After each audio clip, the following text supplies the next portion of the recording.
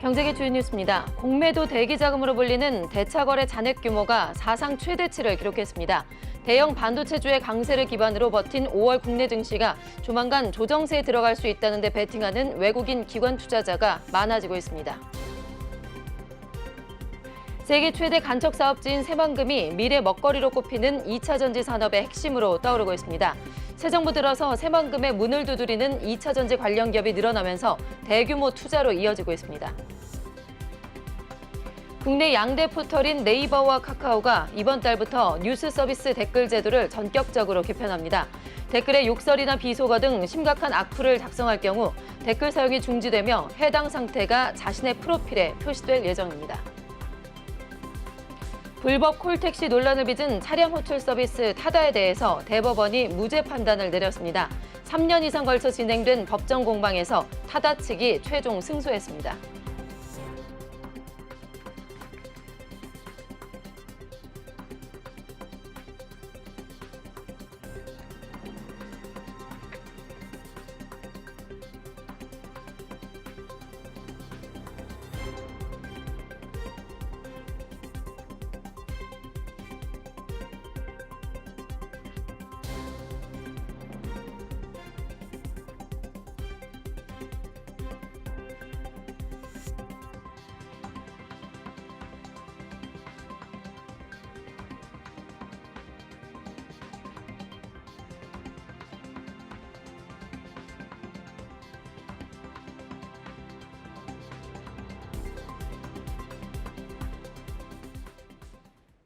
시청자 여러분 안녕하십니까? 6월의 첫날 뉴스프라임 시작하겠습니다.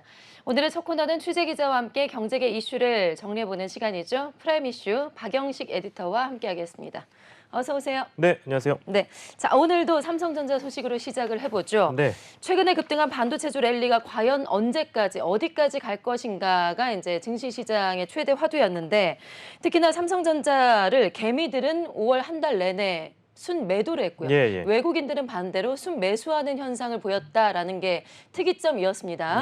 그런데 좀 더 자세히 알고 보니까 외국인들이 상승과 하락에 모두 베팅을 했다라는 자료가 나왔다고요. 네, 그렇습니다. 오늘 주목되는 보도가 있었는데 말씀 주신 대로 5월 한 달간 외국인들은 삼성전자를 다 사들이고 개미들은 팔았다라고 봐도 무방할 텐데 오늘 새롭게 보도된 내용은 공매도 대기 자금이라고 흔히 부르는 대차거래 잔액 규모가 사상 최대치를 기록했다 이런 내용입니다. 공매도는 뭐 다들 아시는 것처럼 쉽게 얘기하면 주가 하락에 베팅을 하는 것이어서 삼성전자와 같은 대형 반도체주의 강세를 기반으로 버틴 5월 국내 증시가 조만간 조정세에 들어갈 수 있다는 데 베팅하는 외국인이나 기관 투자자가 많아졌다는 의미로 보면 되는 건데요. 특히 7만 전자에 도달한 뒤에 삼성전자에 대해 외국인 투자자는 주가 상승과 하락 양쪽에 모두 베팅을 했다라고 정리를 할 수 있겠습니다.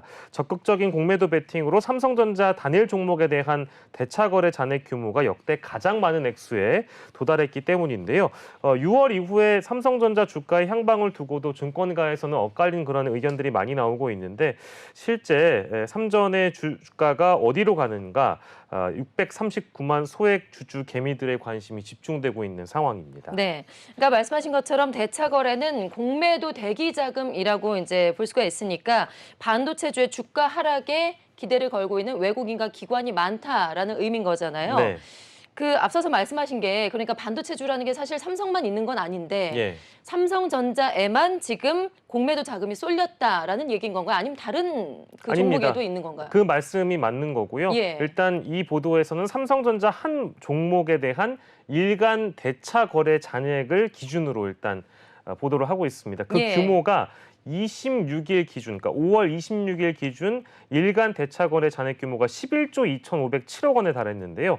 이게 공매도가 부분 재개가 이제 국내에서 된 게 그 시점을 따져보면 2021년 5월인데 그 이후에 관련 통계가 집계되기 시작한 이후에 가장 큰 액수인데 사실 그 재개 시점 말고도 2009년 이후에 가장 큰 액수였다고 합니다. 공매도 부분 재개 후에 7조 원대 이후에 이제 이하에 머물렀는데 삼성전자에 대한 대차거래 잔액 규모가요.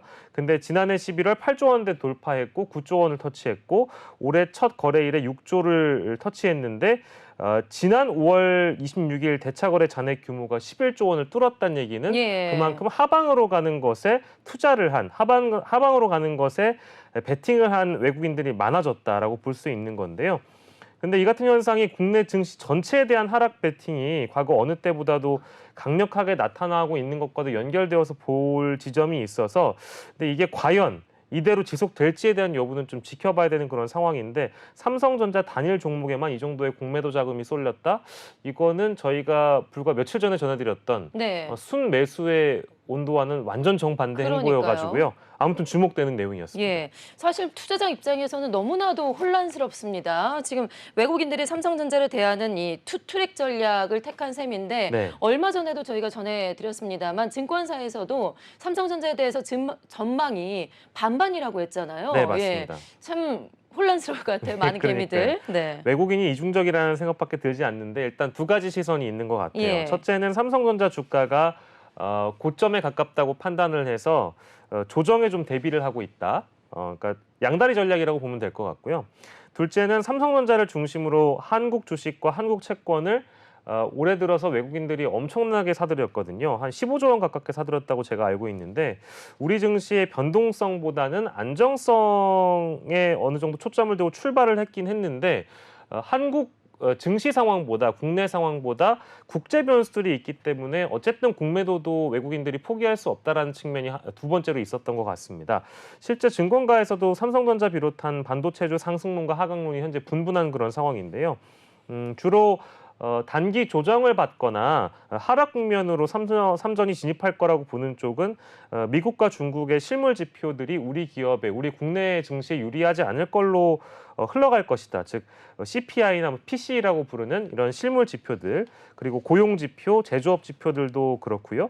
이건 이제 미국 얘기였었고 또 중국의 경우에도 리오프닝 합니다만 리오프닝 효과가 살아나지 않아서 만약에 전 세계 교역 사이클에 영향을 준다거나 우리 수출에도 영향을 준다면 일각에서 기대하는 뭐 9만 전자, 10만 전자 이게 어디 가능한 얘기겠는가 이제 이런 회의적인 분석을 하고 있는 것이죠. 예. 아무튼 뭐 논점이 생길 때마다 이제 의견이 갈리는 경우가 많은데 과연 삼성전자의 운명은 어떻게 될지 저도 궁금해지고 현 시점에 어떻게 될 거냐고 물어보면 사실 정확하게 단언하는 전문가는 아무도 없습니다. 예. 왜냐하면 그만큼 어렵기 때문입니다. 그렇죠. 네. 어쨌든 뭐 외국인들에게 많은 관심을 받고 있는 것만은 확실한 것 같습니다. 네. 자, 이어지는 프레임 이슈 두 번째도 역시나 삼성과 관련한 소식인데요. 삼성이라는 브랜드가 미국에서 어느 정도의 평가를 받고 있는 것인가 궁금하실 것 같은데 이에 대한 조사가 좀 있었습니다. 미국 소비자들이 가장 선호하는 브랜드로 탑 10 안에 들었고요. 그중에서도 7번째, 네. 7위를 기록했다고 하네요. 네, 맞습니다. 삼성전자가 미국 소비자들이 선호하는 브랜드 7위를 기록했다고 CNBC가 보도했는데 주목할 만한 점은 일단 애플과 구글을 제쳤다. 이제 이 점에 우리 언론들은 좀 주목을 하고 있는 것 같아요. 무려 애플과 구글 예. 자국의 브랜드보다 예. 우리 삼성전자가 더 높게 나타났다라는 거죠. 예, 결론부터 말씀드리면 애플과 구글이 각각 10위와 35위였는데 예. 삼성은 7위였다라는 점에 우리 언론은 이제 주목을 하고 있고요. 구글이 35위가 더 놀라운데요. 그러니까요. 네. 여론조사 기관인 해리스폴과 악시오스가 공동으로 조사를 해봤는데 미국민 16,000여 명을 대상으로 지난 3월 중순에 조사를 해봤습니다. 최악의 평판 기업 2곳씩을 꼽게 한 뒤에 9가지 평판 기준을 고려해서 이들 브랜드의 순위를 선정을 해봤는데 일단 1위와 2위가 파타고니아였고요. 코스트코가 2위였습니다. 삼성전자는 전체 기업 가운데 지난해보다 한 계단 하락해서 7위를 기록했지만 기술 기업 가운데는 또 1위였다는 점. 이걸 이제 우리 국내 언론들이 많이 이제 보도를 하고 있는 것이고요. 예. 한국 기업으로는 삼성전자와 함께 LG가 18위를 기록했다는 점. 말씀드린 대로 애플과 구글이 각각 10위와 35위였고요. 소매 유통기업으로 분류된 아마존이 삼성전자의 뒤로 8위를 기록을 했습니다. 테슬라는 생각보다는 많이 좀 낮습니다. 이게 왜 그런지 모르겠는데 지난해에 비해서 50계단이나 하락해가지고요. 62위를 기록했습니다. 아, 예. 기준이 뭔지 참 궁금해지네요. 미국 국민들이 파악하기에는 아무래도 오너리스크가 상존하고 있는 일론 머스크에 대한 평판을 기업 평판에 또 이제 마찬가지로 투영시키지 않았나라는 그런 분석들이 있고요. 네. 아무튼 파타고니아는 여러분들이 다 아시는 것처럼 세계적인 아웃도어 브랜드인데 우수한 품질뿐만 아니라 기업 윤리가 일단 높기 때문에 소비자들에게 아주 큰 호응을 얻은 것으로 분석이 되고 있습니다. 네, 우리나라에서 조사한 것이 아니라 미국의 여론조사 기관에서 직접 조사를 한 겁니다. 네. 삼성전자가 전 세계 기업 가운데 7위를 기록을 했다고 합니다. 자, 이어서 프라임 이슈 세 번째 소식으로 넘어가 보죠. 세계 최대 간척 사업지죠. 우리나라의 새만금이 지금 미래 먹거리로 꼽히는 2차 전지 산업의 핵심지로 떠오르고 있습니다.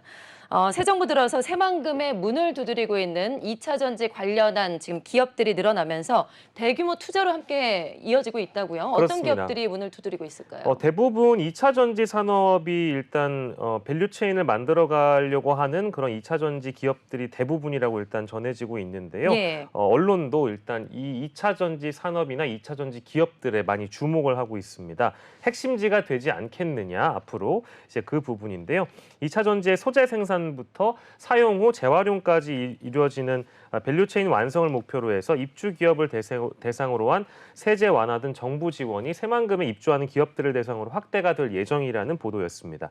일단 김규현 새만금 개발청장의 말에 따르자면 새만금 개발청에서 열린 기자 간담회에서 이렇게 얘기를 했는데요.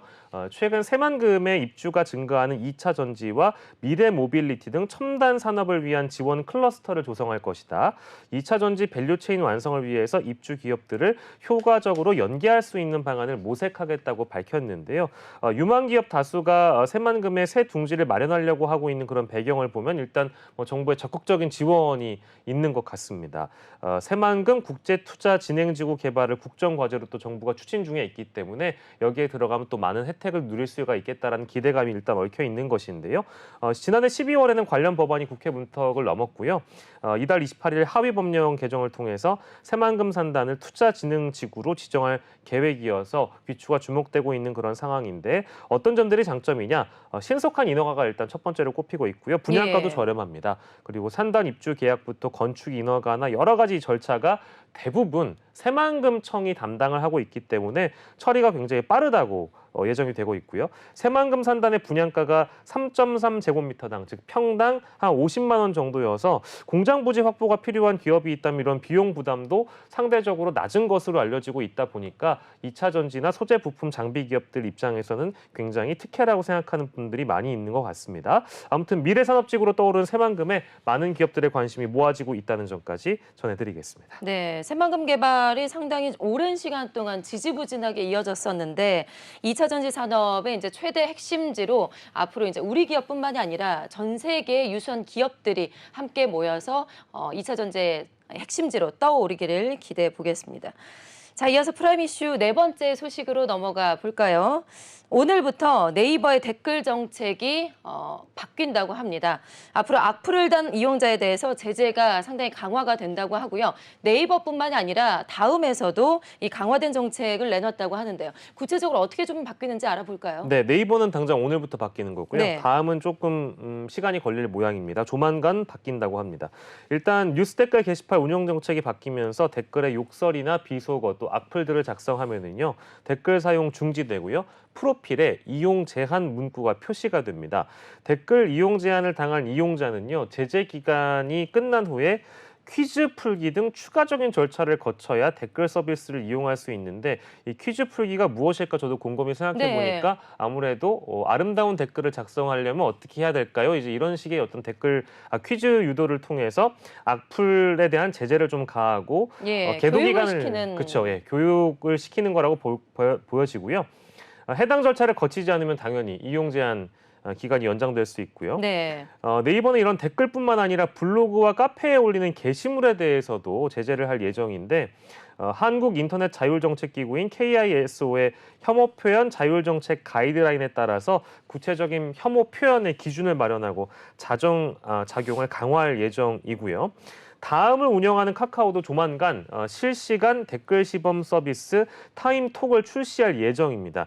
이 해당 서비스는 이용자들이 해당 기사에 댓글 단체 채팅방을 개설해 운영할 방침인데요. 한 이용자가 여러 개의 계정을 활용해서 편향된 댓글을 다는 어떤 여론 조작 행태를 방지할 수 있을 것으로 기대를 하고 있고요. 또 하루, 그러니까 24시간이 지나면 댓글을 자동적으로 삭제할 계획인데 이건 아무래도 총선을 앞두고 양대 포털에서 댓글에 그동안 민감해왔던 그런 히스토리가 있기 때문에 댓글의 부작용을 방지하기 위해서 선제적으로 나서는 것으로 보여지기도 하고요. 그동안 사실 악플이나 욕설, 비속어 이런 것들은 댓글 차원에서 항상 문제가 되어 왔기 때문에 네. 그 측면도 연장선에 있다라고 볼 수 있겠습니다. 네, 악플이나 댓글로 인해서 고통받으신 분들도 그동안 상당히 좀 많았었잖아요. 네. 앞으로 그런 가슴 아픈 일들이 좀 없어졌으면 좋겠습니다. 자, 이어서 프라임 이슈 5번째 소식 짚어보겠습니다. 불법 콜택시 논란을 빚으면서 한때 정부와 택시업계로부터 상당한 반발을 일으켰던 플랫폼 기업이죠. 차량 호출 서비스 타다에 대해서 대법원의 판단이 무죄라고 나왔습니다. 자, 무려 3년 이상이나 걸쳐서 진행이 됐습니다. 이번에 법정 공방에서 결국에는 타다 측이 최종 승소를 했다고요. 네, 뭐 기억하시겠습니다만 택시업계와 엄청난 갈등을 일으켰던 타다였습니다. 예. 3년 이상 법정 공방을 벌였는데 결국 무죄를 받게 됐고요. 대법원은 여객 자동차 운수사업법 위반 혐의로 기소가 됐던 전직 임원들입니다. 소카의 이재용 전 대표, 또 타다 운영사였던 VCNC의 박재욱 전 대표에게 무죄를 선고한 원심을 상고 기각 판결로 확정을 했는데요. 함께 기소된 소카와 VCNC 법인 역시 무죄 판결이 유지됐습니다. 타다는 스마트폰 앱으로 운전기사가 딸린 11인승 승합차를 빌려서 이용하는 서비스인데요. 쟁점은 타다가 제공했었던 타다 베이직 서비스, 가장 기초적인 서비스였는데 이 부분이 불법이다 아니다에 대한 여부였습니다. VCNC가 소카에서 빌린 렌터카를 운전자와 함께 다시 고객에게 빌려주는 방식으로 운영을 했는데 검찰은 불법 콜택시 영업이라고 보고 2019년 10월에 불구속 기소했었고요. 타다 측의 주장은 기사 알선을 포함한 자동차 대여이니까 이건 합법이라고 주장한 것인데 법원은 이제 타다 측의 손을 들어준 것이고요. 하지만 1심과 2심 법원의 일단 얘기를 보면 대부분 타다 측의 주장을 받아들여줬었는데요. 유상으로 여객을 운송한 것으로 볼 수 없고 타다는 기존 자동차 대여 서비스의 정보 기술을 접목할 것이다라는 판단이 있었고 이 판단이 옳았다고 본 것입니다. 이 전 대표는 1심에서 무죄를 선고받은 이후인 2020년 3월에 타다 금지법으로 불리는 여객 자동차법 개정안이 국회에서 일단 통과가 됐기 때문에 예. 본인도 더 이상 어떤 혁신 사업을 할 수 없다라는 의지를 밝히면서 의견을 밝히면서 대표 자리에서 물러났었고요. 소카 대표직은 박 전 대표가 이어받았었고 타다 베이직은 운영을 중단했는데 이후에 어떻게 사업이 또 변동이 있을지는 좀 지켜봐야 되는 상황이라고 전해지고 네. 있습니다. 당시에 상당히 큰 논란이었습니다. 좀 가슴 아픈 사건도 있었고요. 예. 결과적으로는 대법원에서 무죄로 결론이 났는데 참 글쎄요, 좀 허무한 것 같네요. 네. 이렇게 결국엔 3년 만에 결론이 나왔습니다. 네. 자, 이어서 6번째 프라임 이슈 짚어보도록 하죠. 국내 가상자산 거래소 빗썸이 자체 리서치 센터를 결국에는 폐쇄를 했습니다. 자, 박 기자, 출범한 지 1년밖에 안 됐습니다. 빗썸 같은 경우는 뭐 국내에서 지금 2번째 네. 큰 가상자산 거래소고요. 그동안 사실 뭐 수익성이 좀 좋진 않다라는 이야기들이 나오긴 했었는데 네. 결국에는 그 이유 때문이었을까요? 그렇습니다. 사업성이 악화되고 있기 때문에 대부분 리서치 센터 같은 경우에는 증권가도 마찬가지인데요. 대부분의 증권사들도 리서치 센터 사업성이 좀 악화될 조짐이 보이면 대부분 이제 연구기관이라고 부를 수 있는 리서치 센터들을 많이 문 닫게 하곤 합니다. 네, 먼저 정리를 한다라는 거죠. 그렇습니다. 예. 사업성 악화를 개선하기 위한 조치로 일단 풀이가 되고 있고요. 빗썸 산하인 빗썸경제연구소 리서치 센터가 그러니까 내일이네요. 내일 공식적으로 문을 닫게 됩니다. 6월 8일에 출범을 했으니까 기간으로 보면 말씀 주신 것처럼 1년도 안 돼서 문을 닫게 되는 거고 당시에 빗썸이 투자자에게 객관적인 정보와 인사이트를 제공하기 위해서 센터를 오픈했다. 투자자가 합리적이고 현명한 투자 판단을 내릴 수 있도록 길잡이가 되겠다고 출범 배경을 밝힌 바 있는데 아무튼 뭐 보고서도 여러 차례 저도 한번 받아본 적이 있습니다만 60차례 넘게 발간하면서 정상적으로 운영이 됐습니다만 일단 센터 출범 1년을 채우기도 전에 운영 종료를 선언한 것이고 예. 저조한 실적을 견디는 상황에서 뭐 비용 부서로 인식되는 리서치 센터를 끌고 가는 것이 부담이라고 인식되면 앞서 말씀드린 것처럼 기존 금융권이나 증권가에서는 보통 이런 연구센터인 리서치 센터를 구조조정 차원에서 없애곤 하니까요. 실제로 K투자증권도 지난해 연말에 사업성 악화로 리서치 사업부를 없애기도 했습니다. 네. 빗썸 역시도 그런 상황으로 보이는데 다만 빗썸 외에 다른 국내 5대 원화 거래소들은 아직까지는 리서치 센터 및 투자자 보호센터 등을 운영 중에 있어서요. 외국에서라도 사실 코인베이스나 다른 업계도 다른 이제 사업자들도 마찬가지겠습니다만 가상자산 쪽의 거래 대금이 줄어들면 거래소 입장에서 수익이 악화될 수밖에 없기 때문에 이런 어떤 구조 개편들은 너무나 자연스러운 일로 받아들일 수밖에 없는 그런 상황인 것 같습니다. 네. 자, 이어서 7번째 프라임 이슈 짚어보겠습니다. 우리 대한민국이요, 세계 유명 버거 브랜드의 격전지가 되고 있다고 합니다. 자, 한국의 버거 시장이 보통 4조 원대 정도가 되고 있다고 하는데요. 자, 박 기자, 왜 우리 한국이 이렇게 버거 시장이 격전지인지 좀 의아하긴 해요. 뭐 네. 1년에 저는 햄버거 한 두세 번밖에 안 먹는데. 두세 번밖에 안 되세요? 네, 먹을 일이 별로 없는 것 같은데 왜 이렇게 우리 한국이 버거 시장의 격전지가 됐을까요? 물론 이제 한국 국민들이나 이제 젊은 세대들 위주로 아무래도 패스트푸드 내지는 이제 프리미엄 전략을 택한 수제 버거를 많이 드시는 네. 분위기이기 때문에 그럴 수도 있을 것이고요. 그래도 우리나라 사람들이 특히나 이 트렌드에 맞아요. 상당히 민감하고 강한 것 같아요. 유행을 쫓는 사람들이 워낙 많기 때문에 네, 일단 뭐 새로 이제 이게 핫하다 네. 하면은 가서 먹고 보는 거죠. 맞습니다. 그렇기도 네. 하고 결론적으로는 아시아 중에서 한국이나 일본을 보통 이런 해외 버거 프랜차이즈가 들어와서 팝업 스토어를 여는 이유는 어떤 테스트베드 삼아서 한국과 네. 일본에 먼저 선보이고 동남아시아의 확장 전략 펴기 이전에 일단 먼저 들어와서 시험 차원에서 연다고 보시는 게 일단 맞고요. 그러니까요. 두 번째로는 이제 앵커님께서 말씀해 주신 대로 어떤 트렌드에 대한 반영.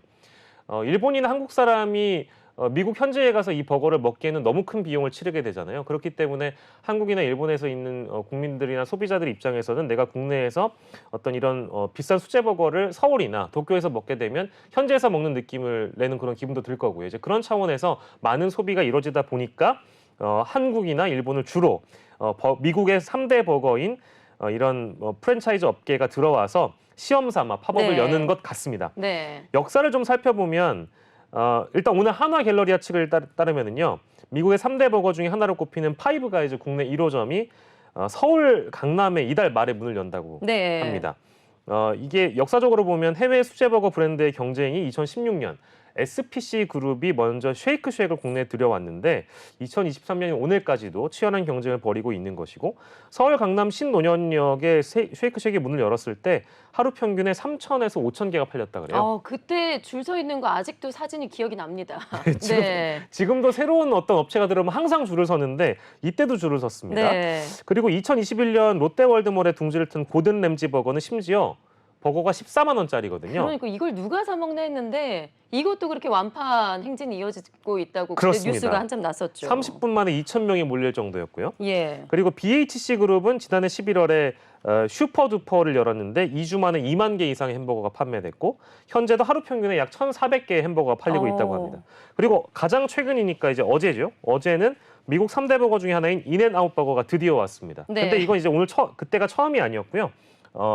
여러 차례 왔었는데 코로나19 때문에 그동안 못 오다가 팝업 스토어를 이제 어제 열었는데 오전 11시부터 오후 3시까지 4시간만 한시적으로 운영하기로 했는데 새벽부터 오픈런을 또 했다고 합니다. 또 새벽부터 줄 서 있었다라는 거군요. 예. 그런데 새벽부터 줄 섰던 분들에게 판매하려고 했던 버거가 다 팔려가지고요. 네. 11시 30분에 소진이 됐습니다. 인앤아웃은 12년, 15년, 19년 그리고 이제 어제까지 4차례 팝업 스토어를 열었고요. 인앤아웃은 지금 여러 차례 한국 문을 두드리고 있기 때문에 혹시나 한국 시장 진출을 하지 않겠느냐는 이제 가능성이 열려 있는데 일단 시험에는 다 성공한 거잖아요. 그렇죠. 예. 다만 그 팝업 스토어에서 파는 수량 자체가 너무 적고요. 너무 적다 보니까 이게 과연 성공으로 여겨질 수 있겠는가에 대한 의문점이 하나가 달리고 소비자들 입장에서는 이런 어떤 프랜차이즈 버거들이나 수제 프리미엄 버거 경쟁이 반갑죠. 왜냐하면 선택권이 넓어지기 때문에 네.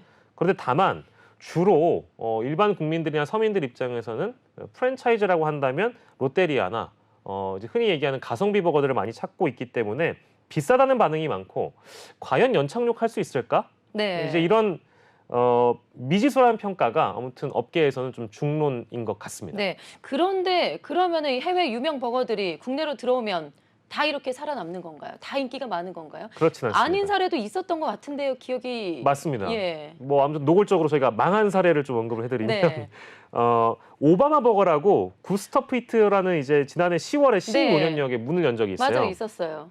여기는 반년도 되지 않아가지고 폐점을 결정했고요. 아, 네. 그러니까 이제 이건 팝업이 아니었습니다. 이제 공식적으로 매장을 열었는데 망한 거고요. 신세계푸드가 2011년에 자니 로켓 기억나실 겁니다. 요것도 기억납니다. 네, 이게 왜냐하면 신세계백화점 그 푸드 코트 안에 깔려 있었기 때문에 자니 로켓이 있었는데 코로나19하고 맞물려 가지고요. 국내 시장에서 철수했던 그런 사례들이 있었기 때문에 예. 과연 프리미엄 버거가 성공할 수 있을까? 여전히 미지수입니다. 예, 파이브 가이즈는 얼마나 갈 수 있을까, 성공할 수 있을까 좀 지켜봐야 될 것 같습니다. 네. 자, 오늘의 경제계 주요 이슈들 프라임 이슈에서 정리해봤습니다. 박영식 에디터와 함께했습니다. 고맙습니다. 감사합니다.